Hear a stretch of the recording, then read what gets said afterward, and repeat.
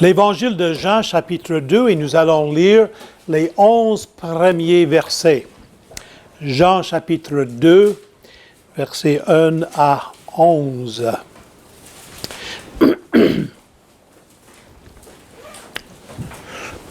Trois jours après, il y eut des noces à Cana en Galilée.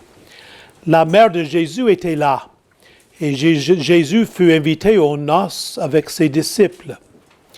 Le vin ayant manqué, la mère de Jésus lui dit, « Ils n'ont plus de vin. » Jésus lui répondit, « Femme, qu'y est-il entre moi et toi?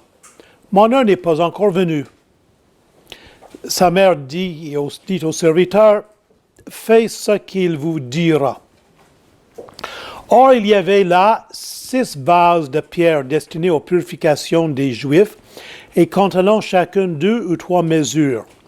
Mesure, c'est 40 litres, donc quelque part une centaine de litres par jarre. Jésus leur dit, « Remplissez d'eau ces vases, et ils les remplirent jusqu'au bord. Puisez maintenant, leur dit-il, et apportez-en à l'ordinateur du repas. » Et ils lui en apportèrent. Quand l'ordinateur du repas eut goûté l'eau changée en vin, ne sachant d'où venait ce vin, tandis que les serviteurs qui avaient puisé l'eau le savaient bien, il appela l'époux et lui dit, « Tout homme sert d'abord le bon vin, puis le moins bon après qu'on s'est enivré. Toi, tu as gardé le bon vin jusqu'au présent. » Tel fut à Cana en Galilée le premier des miracles que fit Jésus. Il manifesta sa gloire et ses disciples crurent en lui. Seigneur, nous avons lu ta parole et maintenant nous voulons le considérer. On demande ton aide pour nous aider à la comprendre, d'en tirer des leçons pour nos vies, puis de les appliquer dans nos vies aussi, Seigneur. On demande cela au nom de Jésus. Amen. Amen. Alors, notre thème ce matin, c'est Jésus, la vraie joie. Il y a bien des années, puis je dis bien des années, peut-être 50 ans, j'ai vu un bonhomme, une espèce de cartoon, là, une espèce de, dans un magasin chrétien, qui montrait un vieux pasteur fort âgé qui avait le visage tout comme ça, là. Il y avait même une file d'araignée qui tendait entre son nez puis le pupitre. Puis, il y avait des mouches dans son verre d'eau. Puis, il disait, « Frères, réjouissons-nous. »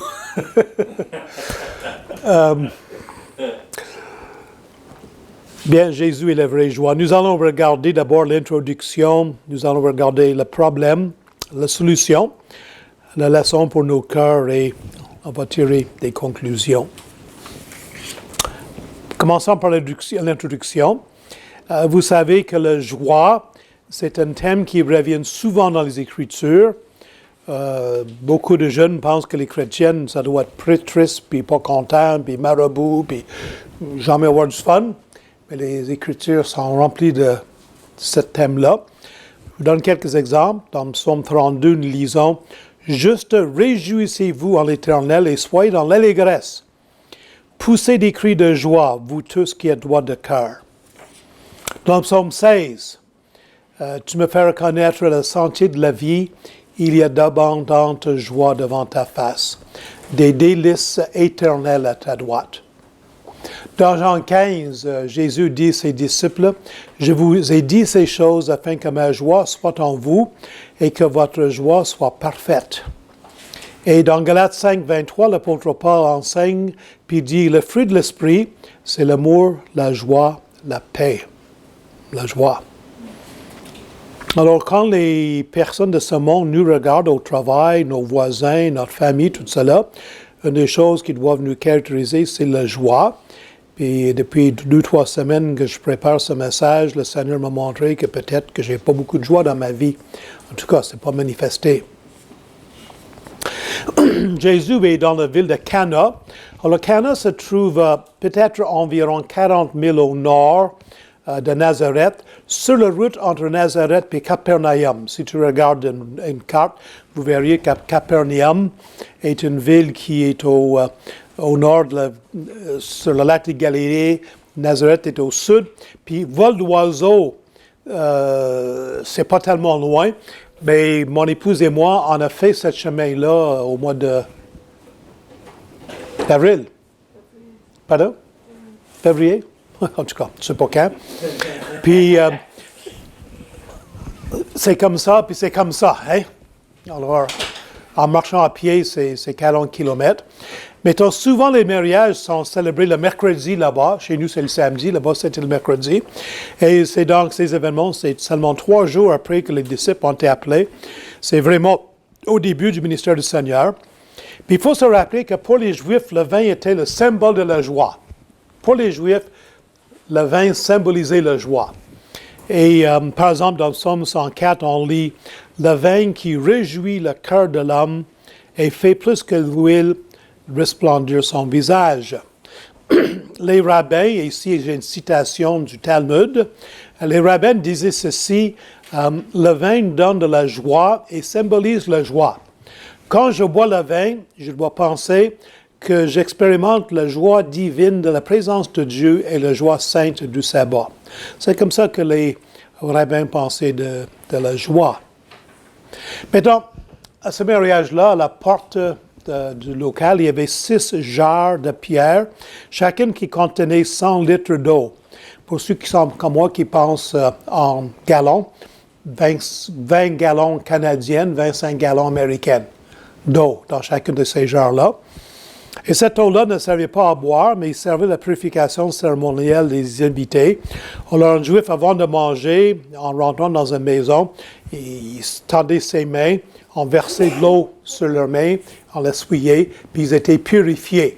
C'est intéressant qu'en Afrique, avant de manger, la hôte, chez les Africains, on nous lave les mains, et après ça, nous lavons la main de l'hôte. J'ai remarqué ça beaucoup au Congo. Et ça, laver les mains, c'était très important pour les Juifs. On se souvient, dans le tabernacle, puis dans la tente, il y avait le cuve d'eau. Et les sacrificateurs devaient se laver les mains et les pieds avant de s'approcher du place saint. Et ces jarres, le texte nous dit, étaient taillés de pierre, donc pas impures. Pour les Juifs, les jarres faites en argile, c'était fabriqué par des hommes, donc ils ne pouvaient pas être purs pour une cérémonie de purification, mais était taillé dans la pierre. Il prenait une grosse roche, puis il taillait l'intérieur, c'était beaucoup d'ouvrage, puis il était pur parce que c'était fait par Dieu, la roche. C'est un peu leur impression. Puis je vous montre ici une photo de vrais jarres, comme de cette époque-là, trouvées par les archéologues en Capernaum, donc une quarantaine de kilomètres de Cana, où Jésus était. Et on voit les jarres, c'est ça que ça avait l'air. Donc, tout cela, c'est tout au début du ministère public de Jésus, et c'était son premier miracle. Maintenant, regardons le problème. Le problème, c'est simple, c'est manquer de vin. Il manquait de vin. Alors, les mariages, c'était les grands événements sociaux. Il n'y avait pas de TV, il n'y avait pas de cercle. Un mariage, là, c'était l'événement de l'année. Dans un petit village comme Cana, il y avait peut-être 1 ou 2 par année. Hein? Ça, c'était le grand événement. Puis les mariages, c'est pas comme chez nous. Ça pouvait durer quelques jours, 4-5 jours. Hein? Ça finissait plus là. Hein?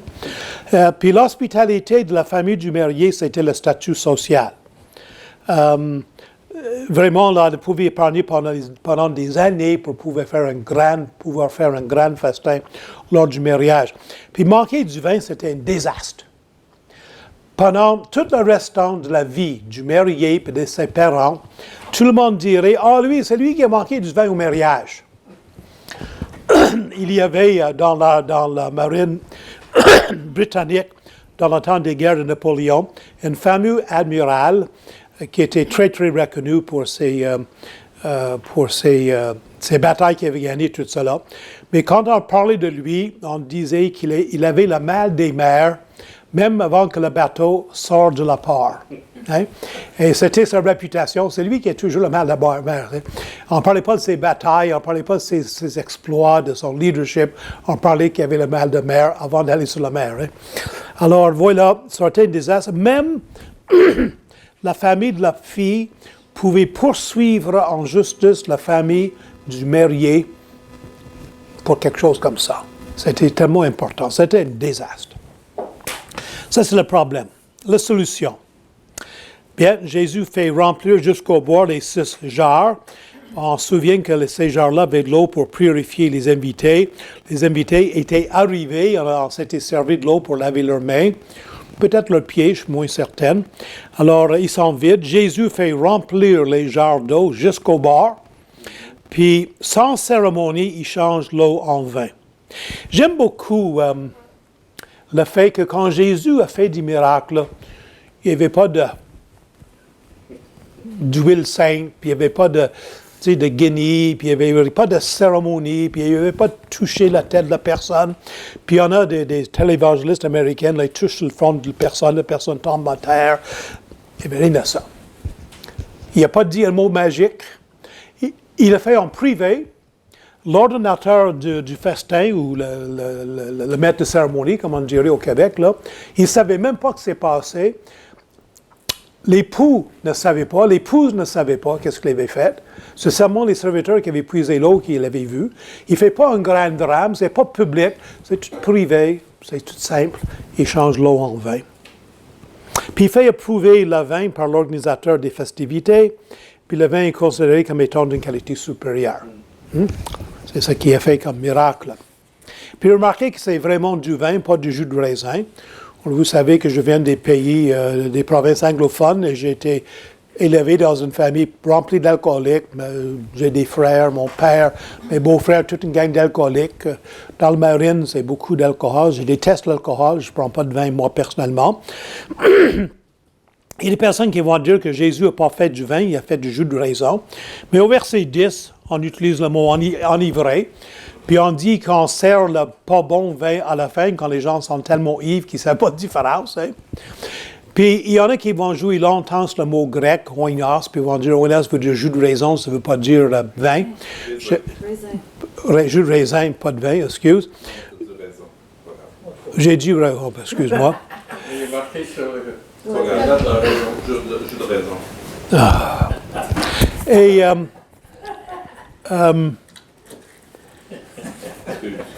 merci, non, merci beaucoup. 54 à 3e thème. Ouais. Dans l'Éphésienne, quand on se dit « soyez de l'esprit, ne soyez pas remplis de vin », c'est le même mot. Ne vous enivrez pas de vin, mais soyez plutôt remplis de l'esprit. C'est le même mot ici, là. Alors, c'est du vrai vin. Probablement que cette vin-là a été dilué avec 3 ou 4 parties d'eau lorsqu'on le buvait. Ellen et moi, on était un jour en France, dans une assemblée, puis on nous invitait pour dîner dans une maison. C'était très intéressant. C'était un homme très riche qui avait une vigne. Et il vendait chaque année 500 000 bouteilles de vin par tout le monde. Ça veut dire une grosse vigne. On a visité des arpents à plus finir là, de vignes. Là. Puis, là où il préparait le vin, il y avait une trentaine de cuves en stainless, là, comme une maison. C'était énorme. Là. Quand on s'assit pour dîner, pour moi, là, qui ne bois pas le vin, j'étais mal à l'aise, j'étais en France, qu'est-ce qu'ils vont dire si je ne bois pas de vin? La hôte, qui est propriétaire d'une vigne comme cela, qui vit très bien en vendant le vin, il prend ça de vin dans un verre, puis il remplit d'eau. Intéressant. Puis Platon, le philosophe grec, dit que c'est seulement les purs païens qui ne mélangent pas leur vin avec 4 parties d'eau. Alors, probablement que c'était difficile d'être ivre avec une boisson qui était 25% ou 20% vin, puis 80% eau. Probablement que notre estomac n'était pas assez grand pour continuer à laisser l'alcool pour s'enivrer. En tout cas, ça c'est la solution. Regardons maintenant la leçon, puis c'est là que je vais mettre un peu plus de temps. Vous savez que ça aurait dû être la plus grande journée. Tu sais, notre mariage, là, quelle grande journée pour ces personnes-là. Puis la jeune mariée pensait qu'enfin, elle serait toujours heureuse. Si toutes les filles pensent ça, puis elles sont tous dessus après quelques années ou quelques mois, quelques semaines. Mais il manquait la joie. Et sur terre, la joie occasionnée par les meilleurs événements de soif. Puis Marie tourne vers Jésus, puis Jésus dit, femme. Maintenant, nous, on lit ça dans la Bible, puis on dit, Jésus n'est pas bien poli avec sa mère. J'aimerais simplement vous dire que dans cette culture-là et dans le langage de l'original, c'est un terme d'honneur. En anglais, la royauté en Angleterre, les ducs, puis les earls, puis les marquis, puis tout cela, leurs femmes s'appelaient des dames. Okay? Puis, vu que à cause de la Révolution française, on a moins de cette tradition-là en France, mais je me souviens que Philippe Dufour, à un moment donné, il parlait avec des vrais nationalistes à l'Assemblée, à un moment donné, on parlait un peu, puis on riait de la reine de l'Angleterre. Puis Philippe a dit, arrêtez de parler d'elle comme cela, c'est une vraie dame. Puis on sait qu'est-ce que ça veut dire, hein? C'est vraiment quelqu'un.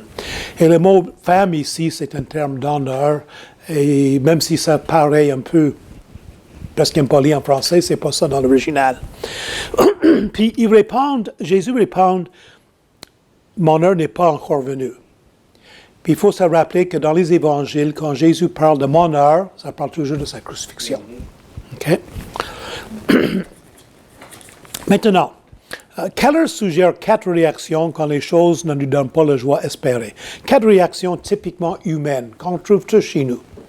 Comment on réagit quand les choses, quand on est dessus, puis ça va mal?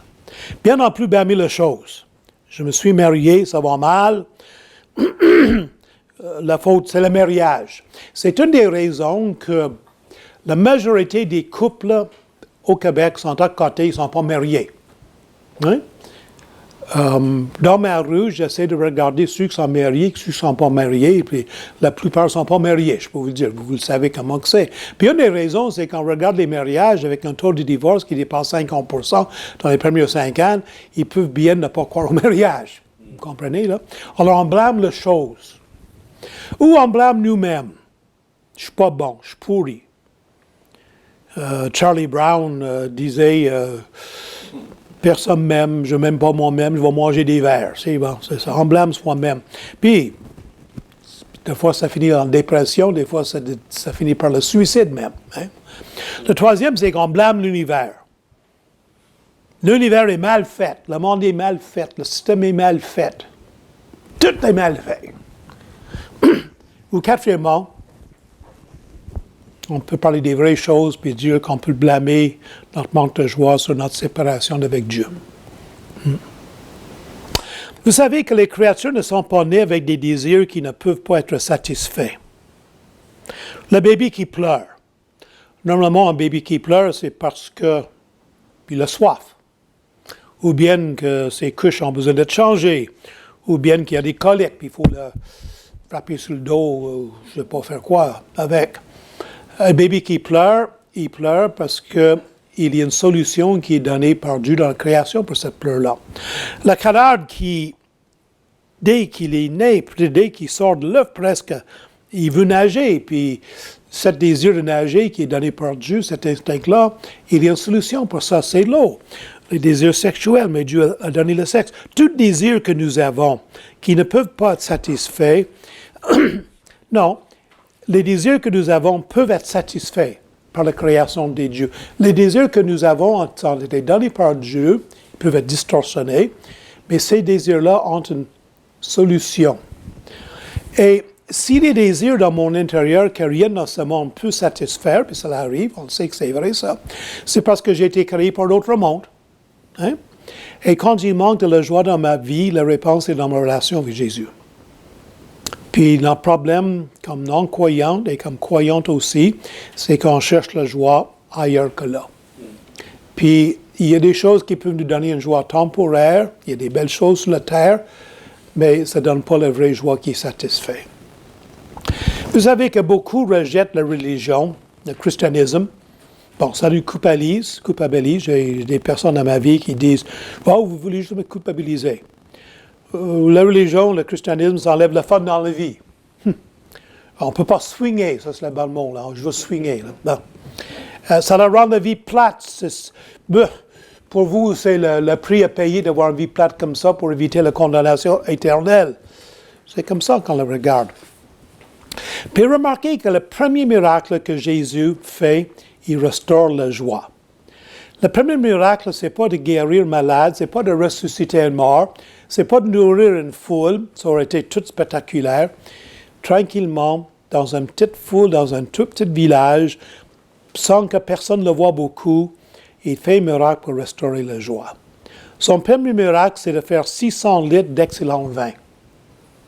600 litres, une bouteille de vin, j'ai regardé dans un magasin, c'est 3 quarts d'un litre d'habitude. Moi, je n'ai jamais acheté une bouteille de vin dans ma vie, mais c'est 3 quarts d'un litre. Alors, 600 litres d'excellent vin, c'est 800 bouteilles de vin. Tu sais, il n'a pas fait une bouteille, là. Hein? Il a restauré la joie. C'est comme s'il disait, je viens pour vous permettre de chanter puis de rire de joie. Pensons au sentiment d'une jeune mariée. Je suis aimé puis respecté par la personne dans l'univers que j'admire plus que tout autre. J'ai célébré pas mal de mariages, puis beaucoup de jeunes filles pensaient cela.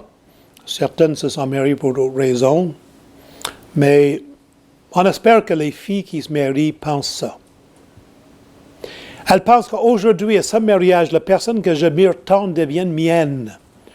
Tout ce qu'il est et tout ce qu'il possède sont maintenant en moi. Je ne suis pas sûr que ma femme m'admire maintenant, après 44 ans de mariage. 45, hein? 45 ans de mariage. Oui, on a eu notre anniversaire d'un jour, oui.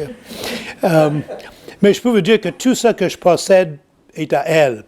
Je ne sais même pas qu'est-ce qui est dans le compte de banque. Le chèque qui est déposé là, c'est elle qui a le carnet de chèques. Hein? Puis elle vérifie régulièrement dans ma portefeuille si je n'ai pas 5 piastres de cachet.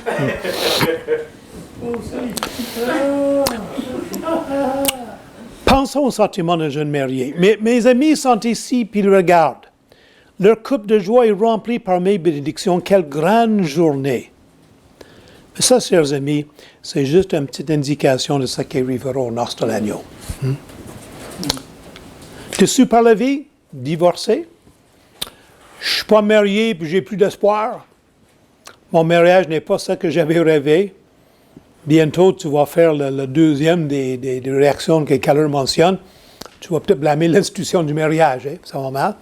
Et Jésus dit, le jour viendra bientôt quand cela sera le plus grand des mariages, le meilleur des mariages et un mariage parfait, et ce sera ton mariage à toi.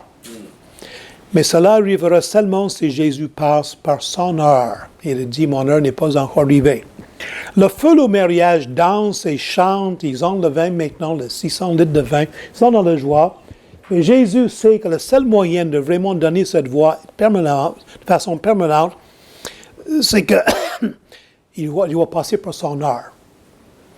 Puis pendant qu'il faisait le vin au mariage de ces personnes-là, sans doute il réfléchissait déjà que dans 3 ans et demi, il devait passer par son heure et payer le prix pour que la vraie joie soit disponible. La foule boit la coupe de la joie. Jésus boira la coupe de la douleur. Vous vous souvenez de ces jarres de pierre, ces jarres de purification? Souvenons-nous que le vin avait aussi pour les Juifs une valeur médicinale, c'est-tu français ça? Oui. Vous vous souvenez que lors de l'histoire du bon Samaritain, on a dressé les blessures de la personne qui avait été attaquée avec de l'huile et du vin. Hein? Même aujourd'hui, on utilise l'alcool pour enlever l'infection. Hein? Dans ce temps-là, il n'y avait pas le peroxyde, il n'y avait pas les antibiotiques, c'est un peu ça qu'il y avait. Le vin symbolisait la joie, mais chez le rabbin aussi le sang. Chez le rabbin, on va dire que lorsqu'on boit la coupe lors de la Pâque, il faut se souvenir du sang qui a coulé lors de la sortie d'Égypte, puis des enfants d'Israël qui étaient fouettés pendant l'esclavage en Égypte. Et la coupe symbolise aussi dans la Bible la colère et le jugement de Dieu. Et nous pouvons être purifiés par le sang de Christ. Mais il faut faire ce que Marie a dit. Marie a dit au serviteur, fais tout ce qu'il vous dira. Puis si Marie était ici aujourd'hui, elle dirait la même chose. Il faut l'admettre, toutes les sortes de vins qui nous donnent la joie dans la vie finiront par manquer. Comme il a manqué du vin à ce mariage-là, toutes les choses qui nous donnent la joie dans la vie vont finir par manquer, puis on va dessus. Le mariage, on est dessus. Je suis sûr que ma femme est dessus. Là. Je ne suis pas l'homme qu'elle pensait marier. Je suis meilleur. Hein? Le sexe, l'argent, la carrière, tout cela, là, ça finit par manquer. Notre idéal du mariage est que quelqu'un nous accompagnera et nous encouragera et nous aidera dans notre voyage vers un meilleur monde. Mais le vin romantique ne donne pas la joie ultime. Seulement notre relation avec Jésus donne la joie ultime. Avant de donner une conclusion, je voudrais dire je vais peut-être prêcher sur plusieurs miracles, si vous me rémitez dans les prochains mois.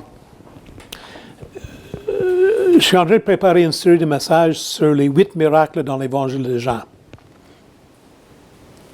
Juste quelques remarques sur les miracles.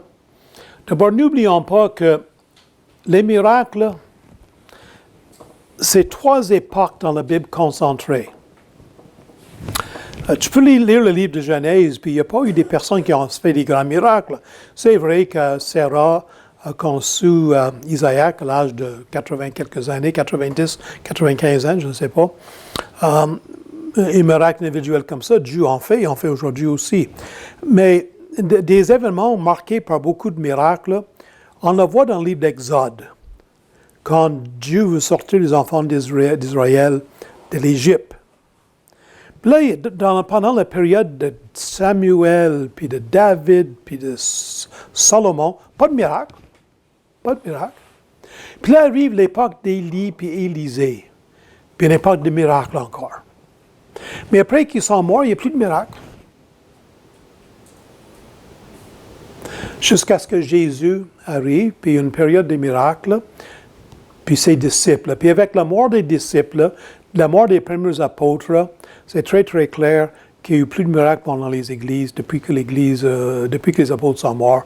Il y a des miracles qui peuvent arriver individuellement, mais des grands miracles concentrés ensemble, beaucoup, il n'y avait plus de ça. Remarquons aussi que les périodes de miracles, ces 3 périodes de miracles dans la Bible, étaient plus que d'autres choses un signe de jugement. Ça, on l'oublie là. Les miracles, c'est toujours un signe de jugement. Les miracles dans le livre d'Exode, lors de les plaies en Égypte, c'était un jugement contre l'Égypte. Hein? Et chaque miracle était un jugement contre un des dieux d'Égypte. Quand on étudie les dieux de l'Égypte, ils adoraient des vaches, puis le Nil, le fleuve et tout ça. Un des jugements de ces miracles-là, c'était un jugement sur un des dieux. C'était une période du jugement. N'oublions pas qu'Élie et Élisée ont fait des miracles, mais tout de suite après, c'était le jugement de Dieu, c'était la captivité d'Israël par la Syrie, puis les 10 tribus du Nord sont presque disparus. Et n'oublions pas que l'époque de Jésus et l'époque des apôtres, lorsqu'on a rejeté le message de Dieu chez les Juifs, c'était le jugement, puis Jérusalem a été détruit 40 ans après la mort de Jésus, à peu près à l'époque que les apôtres sont morts, complètement détruits, puis le peuple de Dieu, les Juifs, ont été amenés en captivité. Alors, n'oublions pas que lorsqu'on va lire ces miracles-là, que la période où les miracles se faisaient dans la Bible, c'est dans 3 périodes spécifiques assez brefs, et c'était pour des buts particuliers. Moïse, c'était pour authentiser son ministère. Jésus, c'était pour authentiser son ministère, les apôtres aussi, mais c'était une époque limité et c'était beaucoup relié avec des signes que le jugement s'en vient. OK? Mais donc, conclusion. Il y a une histoire dans le livre Le Grand Divorce par C.S. Lewis. Oh, que j'aime C.S. Lewis.